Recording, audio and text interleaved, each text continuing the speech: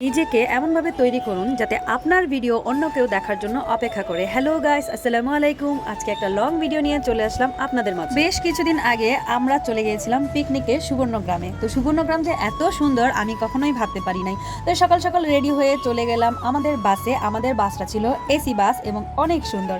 তখন প্রায় বাজছে 6টা। এটা ছিল একটা ফ্যামিলি প্রোগ্রাম। যেহেতু পিকনিকে যাচ্ছি, ফ্যামিলি মেম্বার থেকে শুরু করে আমার হাজবেন্ডের বন্ধু বান্ধবের ফ্যামিলি থেকে শুরু করে সবাই গিয়েছি। এখানে আমাদের সকালে কিন্তু ব্রেকফাস্ট দেওয়া হয়ে গেছে। এত কিছু ছিল, আমরা সবকিছু খেতে পারি নাই, অলরেডি পেট ভরে গেছে। আমার কাছে সবচেয়ে বেস্ট মনে হয় পরিবারের সাথে সময় কাটাতে। এই সময়গুলো যাতে শেষ না হোক, পরিবারের সাথে আরো কিছু সময় কাটাই। মনে হচ্ছে জীবন যেন অনেক অল্প, এই তো শেষ হয়ে যাবে। তার জন্য যখন যেভাবে পারি উপভোগ করে যাব এই ছোট্ট জীবনে। আমার ছেলেকে যেহেতু ঘুম থেকে উঠিয়ে নিয়ে আসছি, ও এখানে বসে বসে জানালার পাশে দেখছে ভিউ। অনেক সুন্দর ছিল এবং সবাই এত এনজয় করছিল। যেহেতু একজন গিটারিস্ট ছিল, মানে গান গাচ্ছিল। আমার হাজবেন্ডও কিন্তু খুব সুন্দর গান করে, সে ওইখানে গান গাচ্ছিল। সবাই তাকে ভিড় জমিয়ে দেখছে। আগে আমাকে বলা হয়েছে, আচ্ছা আমি কি গান করবো? তাই আমি বললাম করো না, একটা গান ওদের শোনাই দাও। এই যে ছোট ছোট আনন্দের মুহূর্ত আপনি লক্ষ টাকা দিলেও খুঁজে পাবেন না। তো যে যেভাবে আছেন, জীবনটাকে আমি মনে করি উপভোগ করাটাই ইম্পর্টেন্ট। কারণ মানুষের টাকা পয়সা থাকবে এবং থাকবে না, এটাই মানুষের জীবন। লক্ষ লক্ষ টাকা বালিশের নিচে গুজে একটা সময় যখন আপনার বয়স হয়ে যাবে, তখন কিন্তু না পারবেন আপনি জার্নি করতে, না পারবেন কোথাও ঘুরতে। তাই টাকা থাকতে এবং যৌবনকাল থাকতে ঘুরে নিন। কারণ অভাবের মধ্যে যদি আপনি ঘুরতে পারেন, তাহলেই আপনার জীবনের সফলতা আমি মনে করি। কথা বলতে বলতে আমাদের বাস কিন্তু স্টপে চলে এসেছে এবং আমাদের কাঙ্ক্ষিত জায়গায়, সেই সুবর্ণগ্রামে আমরা এন্ট্রি করব। এখন সুবর্ণগ্রামের যতগুলো রাইড আছে অলরেডি আমরা সব টিকিট আগে থেকে অনলাইনে বুকিং করে ফেলেছি। এখন শুধু এন্ট্রি করব এবং এনজয় করব, ঘুরবো, খাবো আর আনন্দ করব। এটাই হচ্ছে আমাদের মোটিভ। এইখানে মজার একটা বিষয় হচ্ছে সবগুলা স্টাফ হচ্ছে উপজাতি। এটা আমার কাছে খুব ভালো লেগেছে। ওরা খুব সুন্দরভাবে হ্যান্ডেল করে, আমাদের বাঙালিদের মতন খেচর খেচর করে নেয়। খুব ভালো ব্যবহার। এবং আমার কাছে সবচেয়ে বেস্ট মনে হয়েছে আমাদের এই সুবর্ণগ্রামে ঘুরে। প্রথমে আরো বেশি ভালো লেগেছে এখানে সিঁড়ি দিয়ে উঠে, তারপর বড় একটা ব্যাকগ্রাউন্ড আছে, তারপর আবার সিঁড়ি দিয়ে নিচে নেমেই শুরু হবে সুবর্ণগ্রামের যাত্রা। আসলে যে কোনো জায়গায় যেটা নতুন একটা জায়গা থাকবে, আপনার দেখার আগ্রহটা মনে হয় বারবার বাড়তেই থাকবে। যখন আমি সিঁড়ি দিয়ে নিচের দিকে নামছিলাম, রোদ্রের আলো যেন আমার চোখে ঝলকানি দিচ্ছে। নামার পরে চোখের মুখে যেন একটা বাস্ট হলো, এত সুন্দর ভিউ। আমার ছেলে দৌড়িয়ে, ওইখানে ফ্রি রাইড আছে, ওইখানে গিয়ে আমার ছেলে আক্রমণ। আসলে যে কোনো জায়গায় গেলে আগে দেখতে ইচ্ছে করে যে জায়গাটা কেমন, কত সুন্দর হবে। যখন আপনি দেখবেন জিনিসটা সুন্দর লাগছে, এর মানে ওইখানে ঘুরেও আপনি আনন্দ পাবেন। কিছু জায়গায় বাচ্চাদের জন্য ফ্রি রাইড রাখা হয়েছে, ওইগুলোতে বাচ্চারা মোটামুটি একটু এনজয় করে। আর ওয়াশরুমটা ছিল একদম নিট অ্যান্ড ক্লিন। সবচেয়ে ভালো লাগে যখন আপনি যে কোনো একটা বড় একটা পার্কে যাবেন, ওইখানে ওয়াশরুমটা কিন্তু সারাদিনের ব্যাপার, আপনার থাকতে হবে। ওয়াশরুমটা যদি ক্লিন থাকে, মনটা এমনি ভালো হয়ে যায়। তো এত ক্লিন ছিল, এত ফ্রেশ ছিল, তো ভালো লাগছিল। তারপর আমার ছেলে এখানে ফ্রি রাইডটা ঘুরে নিল। আসলে এত বড় একটা পার্ক আপনি পুরোটা ঘুরিয়ে দেখাতে পারবেন না। আমি এত কিছু ভিডিও করতেই পারি নাই, কারণ নিজেরাও একটু এনজয় করতে হয়। তো যখন আপনি এনজয় করবেন, বা আপনি যখন কোনো রাইড উঠবেন, তখন ইচ্ছা করবেন একটা ক্যামেরা ধরে বসে থাকতে। আসলে কি বলবো, আমার ছেলে এটা তুলবে ওটা তুলবে, সে এত আনন্দিত হয়েছে এবং এত সে হ্যাপি, পাগল হয়ে গেছে। ছেলের বায়না রাখতে গিয়ে চলে গেলাম পৃথিবীতে উঠে আমার মনে হলো ওয়েস্ট অফ টাইম। কারণ হচ্ছে ওইখানে উঠে আপনি পুরো ভিউটা দেখতে পারবেন, বাট আপনার সময় আধা ঘন্টা নষ্ট হবে।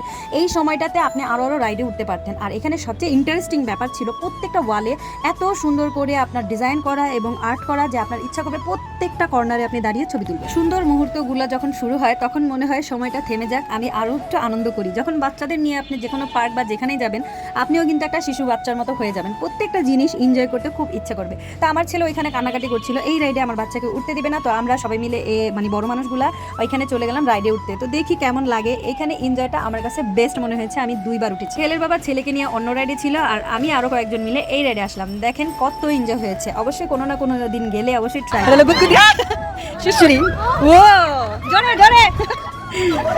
বুঝতে তো পারলেন কতটা এনজয় করেছি বোটে। তারপর চলে আসলাম এখানে গাড়ি রাইড করব। পুরাটা আপনার পার্ক ঘুরিয়ে দেখাবে এই গাড়িতে বসে।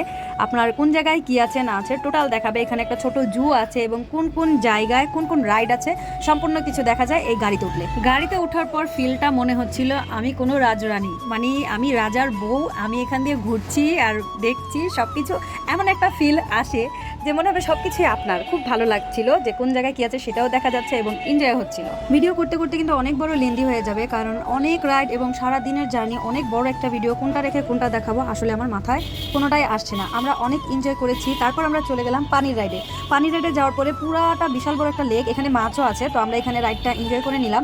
তারপরে চলে যাব আমরা ঘোড়ার ওইখানে, মানে ওইখানে জু আছে, ঘোড়ার গাড়িও আছে, বিভিন্ন ধরনের ওইখানে পশু পাখি আছে, ওইগুলো দেখা যায়। তো আমাদের এই রাইডটা কমপ্লিট হয়ে গেল। তারপর আগে খাওয়া দাওয়াটা সেরে নিলাম, ভাবলাম রেস্টুরেন্টে চলে যায়। আমাদের এখানে পদ্ম রেস্টুরেন্টে আমাদের খাবার আয়োজন করেছে। তো আমি এত বড়, মানে এখানে 3000 মানুষ মানে বসে খেতে পারবে। আর ফ্যানটা দেখে আমি বিশেষ করে অবাক হয়ে গেছি, এত বড় পাখা আমি প্রথম দেখলাম। তারপর আমার হাজব্যান্ড চলে আসলো, খাবার টাবার নিয়ে আমরা সবাই লাঞ্চটা সেরে নিলাম তাড়াতাড়ি করে, কারণ আমাদের হাতে সময় অনেক কম। লাঞ্চ করার জন্য চলে গেলাম ডাইনিংয়ে। এখানে আমাদের টিকিটটা দেখালে আমাদের খাবারগুলো দিয়ে দিচ্ছিল। খাবারগুলো ছিল সবচেয়ে বাজে। সারাদিনের ক্ষুধার্ত অবস্থায় যখন আপনি খেতে বসবেন, খাবারটা যদি বাজে হয়, সেই খাবার খেলেই কি আর না খেলেই কি শরীরে সেই ক্লান্তিটা রয়েই যায়। তারপর রোস্টটা ছিল সেই রকম ঠান্ডা, আর ডিমটা ছিল ঠান্ডা সিদ্ধ করা।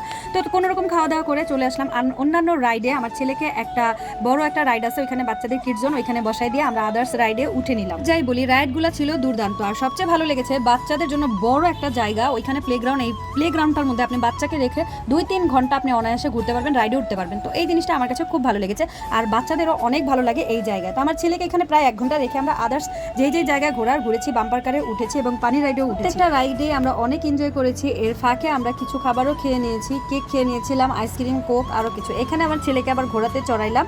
তারপর আমরা অনেক এনজয় করে ভাবলাম এখন আর শরীর ক্লান্ত হয়ে গেছে, মন ক্লান্ত হয়েছে, আর পাচ্ছি না। তারপরে ভাবলাম এখন রওনা দিব।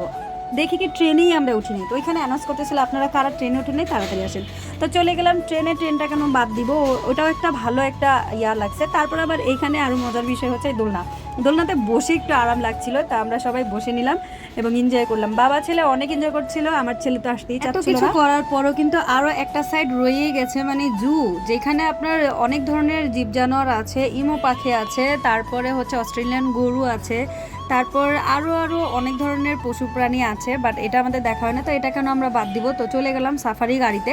সাফারি গাড়ি করে এইখানে একটা বড় মানে গ্রাউন্ড, এটা পুরাটা রাউন্ড করে দেখাবে। এবং যেই রাইডটা পানি দিয়ে চড়েছিলাম এই রাইডের পাশেই এটা।